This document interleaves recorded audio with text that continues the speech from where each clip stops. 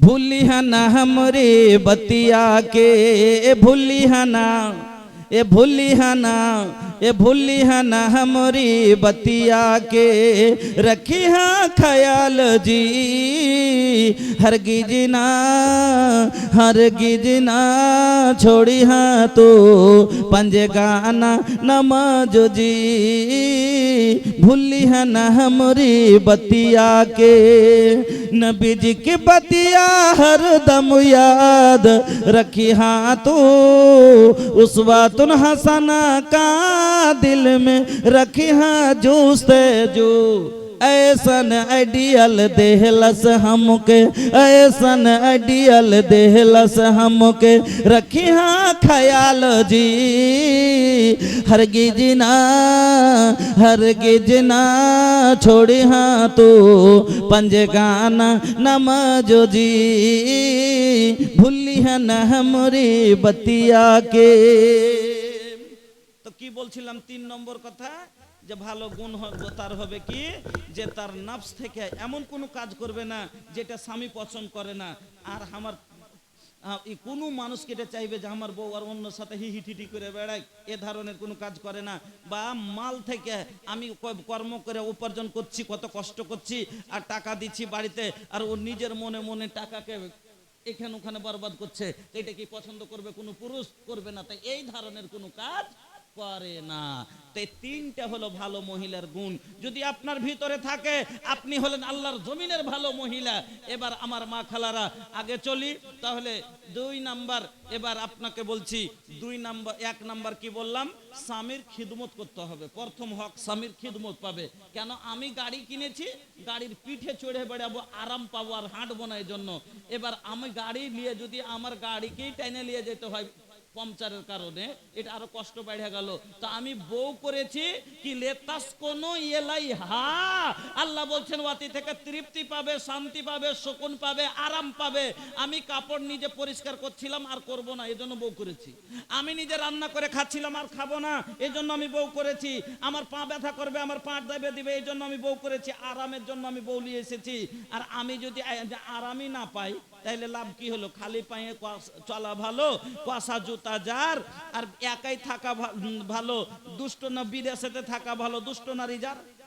তো মানুষ জুতো কেন পরে? পায়ে আরামের লেগে। কিন্তু এমন কষা জুতা যে পায়ের ছাল তুলে নিচ্ছে, তো এরকম জুতা পরা চাইতে খালি পায়ে হাঁটা ভালো। বউ করলাম আরামের জন্য, কিন্তু বউ আনার পরে যদি বউ নিয়ে সব সময় আরো অশান্তি হয়, তাহলে একাই থাকা ভালো, চাই বিদেশি পড়ে থাকা ভালো। তো ভাইজান আমার, আমার মা বোনেরা, এই জন্য আপনার দ্বিতীয় খিদমত করতে হবে। 2 নম্বর স্বামীর আনুগত্য করতে হবে। 2 নম্বর হক হলো আনুগত্য, মানে স্বামীর কথা মতো চলতে হবে। যদি কথা মতো চলেন, বলবেন কি পাবো? আল্লাহ রসুল বললেন, এই হাদিসটা শুনেন, আল্লাহ রসুল বললেন 4টা কাজ যদি মহিলারা দুনিয়াতে করে, জান্নাতের 8টা দরওয়াজা হবে। জান্নাতের দুয়ার কয়টা? 8টা। তো এই 8টা দরওয়াজা 4টা কাজের বিনিময় আল্লাহ সেদিন সবটি খুলে দিবেন আর বলবেন ফালতাদখুল মিন আই আবওয়াবিল জান্নাতে সাআত, যেটা দিয়ে ইচ্ছা ঢুকে যাও। 8টাই দরওয়াজা খোলা। কি 4টা কাজ? নবী বললেন, মা বোন ভালো করে শুনবেন। 1 নাম্বার, আল্লাহর নবী বলেন আল মারাতু ইজা সাল্লাত খামসাহা, যে মহিলারা ফরজ নামাজ 5 ওয়াক্ত নামাজ কোনোদিন ছাড়বে না। কইছে মুলি সাহেব আমরা তো পড়ি না, তো ছাড়বো কি? মুলি সাহেব আমরা তো পড়ি না, তো ছাড়বো কি? 40 বছরের হয়ে গেল বয়স, এখনো 50% কি না হলো 30% পাবেন যে এক নমাজি পড়ে না। আছে না নাই? 30% মহিলা 40 বছর বয়সের হয়ে গেল, আর 13 বছর ও সাবালিকা হয়েছে, এখন পর্যন্ত বেনামাজি হয়ে আছে। আল্লাহু আকবার। আম্মা আয়েশা বলছেন, মা বোন আজ আপনার এই অবস্থা, নামাজের কত গুরুত্ব দিতেন। আম্মা আয়েশা বলছেন যে আল্লাহর রসুলের জামানার মহিলারা নামাজ তো পড়তো, কিন্তু মাসে যে 4 দিন 5 দিন 6 দিন যে ঋতুবতী হয়ে যেত, যখন তাদের মাইনা চলে আসতো, মিন্স চলে আসতো, তো মিন্সের অবস্থাতে আল্লাহ নামাজ মাফ করে দিয়েছে। এবার যেমনি ভালো হবে, যদি জোহরে ভালো হয় তো গোসল করে আসরে নামাজ পড়তে হবে। তো এবার মহিলারা ভয়ে যে নামাজ যদি এক ওয়াক্ত ছুটে যায় আর আমার মরণ হেঁটে আমি জাহান্নামে চলে যাব, এ ভয়ে যেমনি মানে কাউরের ভালো হইতো না, মানে কোন রকম খালি সাফে আইসছে একটু, মানে এখনো ভালোভাবে পরিষ্কার হয়নি, তুলাই মুছে মুছে তুলাতে মুছে মুছে আম্মা আয়েশাকে দেখাইতো, মাইলো করে তো দেখাইতে আসতো, কার কইতো মা দেখেন তখন গোসল করে নামাজ পড়া যাবে কি যাবে না। সুবহানাল্লাহ। কত নাম মুয়াত্তা ইমাম মালিক হাদিসটা আছে যে কত নামাজের গুরুত্ব তারা রাখতো, যে আনদিন তো দূরের কথা মাইনার অবস্থাতে ভালোভাবে এখনো পরিষ্কার হয়নি, নামাজ ছুটে যাওয়ার ভয়ে আম্মা আয়েশা বলছেন যে তারা তুলাই মুছে মুছে আমাকে দেখাইতে আসতো যে দেখেন তখন গোসল করে নামাজ পড়তে পারবো কিনা। আল্লাহু আকবার। আর আজ আমার মা বোনেরা নামাজের গোড়াতেই যায়। এক নাম্বার নবী বললেন আল মারাতু ইজা সাল্লাত খামসাহা, যে মহিলারা 5 ওয়াক্ত সালাত আদায় করবে। 2 নম্বরে নবী বললেন ওয়াসামাত সাহরাহা, যারা রমজান মাসের ফরজ রোজা কোনোদিন ছাড়বে না, ফরজ সিয়াম আদায় করবে। 3 নম্বরে নবী বললেন ওয়া আহসানাত ফারজাহা, যারা নিজের সততার খেয়াল রাখবে, যারা নিজের ইজ্জতের খেয়াল রাখবে, বেপরদা চলবে না। কিন্তু আল্লাহ রে আল্লাহ, এরা এত শোনার পরও এদের মনে কোনো ভয় আসে না।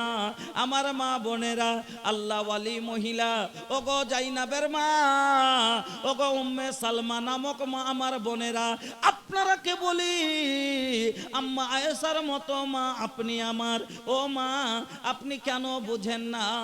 আপনি দুনিয়ার জমিনে এত দামি জিনিস, এত দামি জিনিস, যদিও আপনি কাকের মতো কালো হন, যদিও আপনার রূপ হাড়ির তলার মতো হয়, তবে আল্লাহর জমিনে আপনার ইজ্জত কতখানি শুনেলেন, আপনাকে আল্লাহ কত বড় সম্মান দিয়েছে।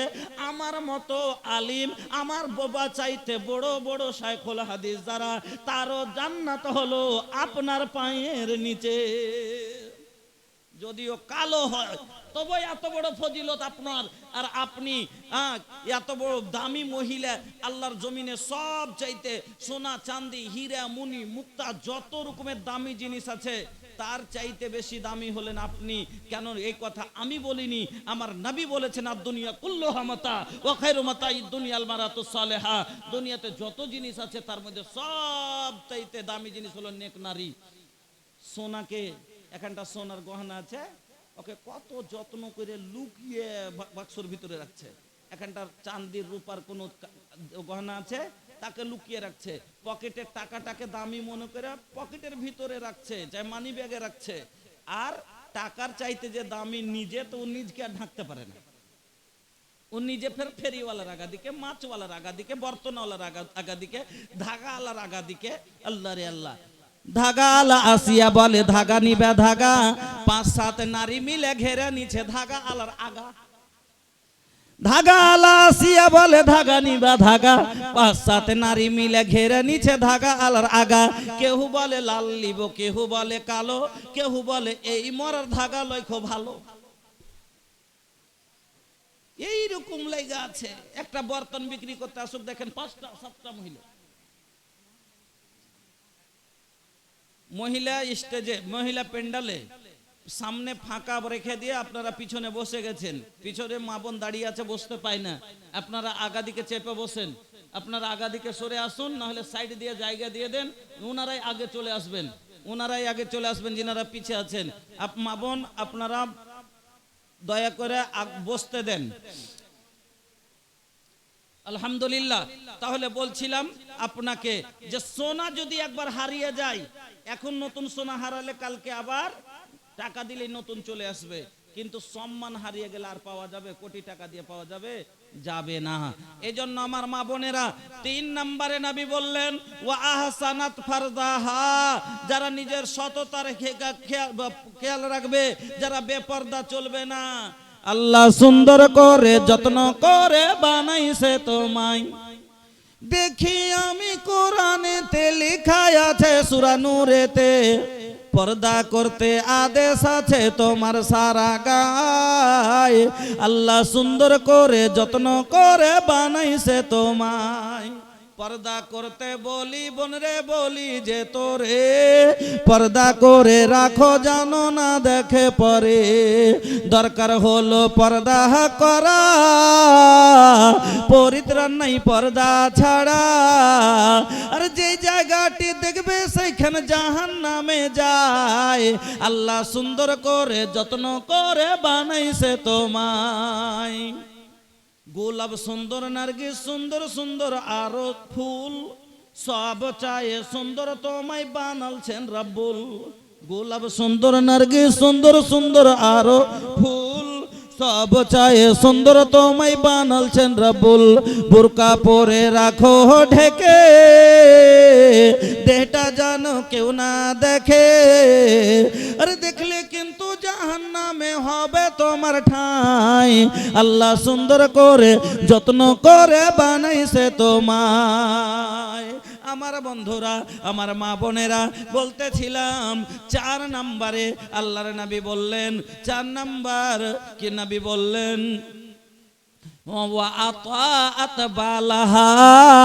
যারা স্বামীর আনুগত্য করবে কথা মতো চলবে এই তারা এই 4খানা কাজ মনে করে রাখবেন 1 নম্বরে কি বললাম ফরজ নামাজ কোনোদিন ছাড়বে না 2 নম্বরে কি বললাম রমজানের রোজা ছাড়বে না 3 নম্বরে সততা হারাবে না 4 নম্বরে বললাম স্বামীর আনুগত্য করবে পাতাবে কথা মতো চলবে এই 4খানা কাজ যদি করে নবী বললেন জান্নাতের 8টা দরওয়াজা আল্লাহ রাব্বুল আলামিন খুলে দিয়ে বলবেন যেটা দিয়ে ইচ্ছা জান্নাতের ভিতরে প্রবেশ করো কোনো বাধা বিঘ্ন থাকবে না তাহলে মা আমার বোন আমার 2 নাম্বার হক হলো আপনার স্বামীর আপনার উপরে যে স্বামীর আনুগত্য করা লাগবে স্বামীর কথা মতো চলবে কেন সব গাড়ি হলো আমার আমি কিনেছি আমার হুকুমে ব্রেক লাগবে আমার হুকুমে স্পিড বাড়বে আমার হুকুমে গাড়ি দাঁড়াবে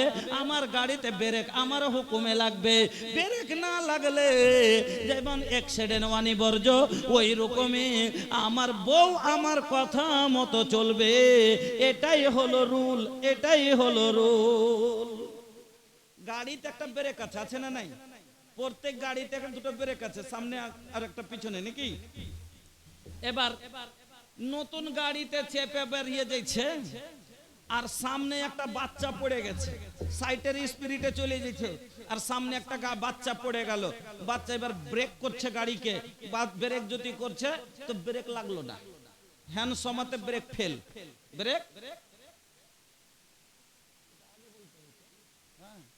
আচ্ছা তখন তো কেউ ছিল না আচ্ছা যাক ঠিক আছে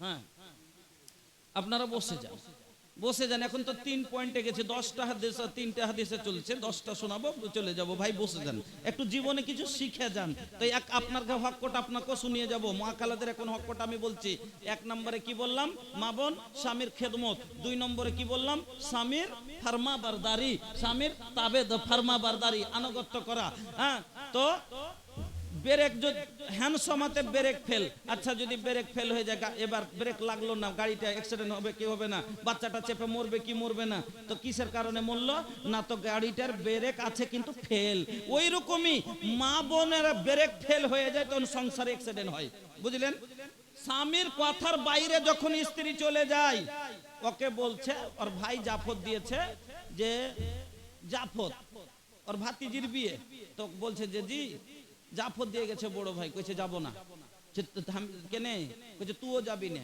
কইছে কেনে যাব না না তো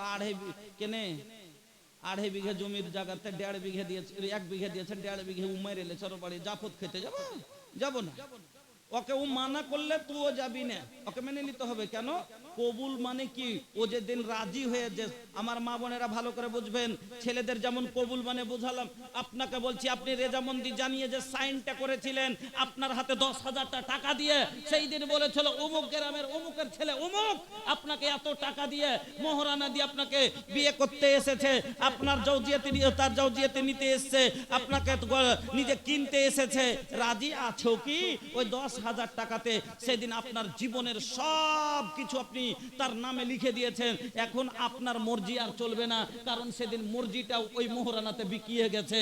আপনাকে এবার ওর মর্জির মোতাবেক চলতে হবে, আপনার নিজের মর্জি আর খাটবে না। এবার আর স্বামী মানা করছে, তারপরে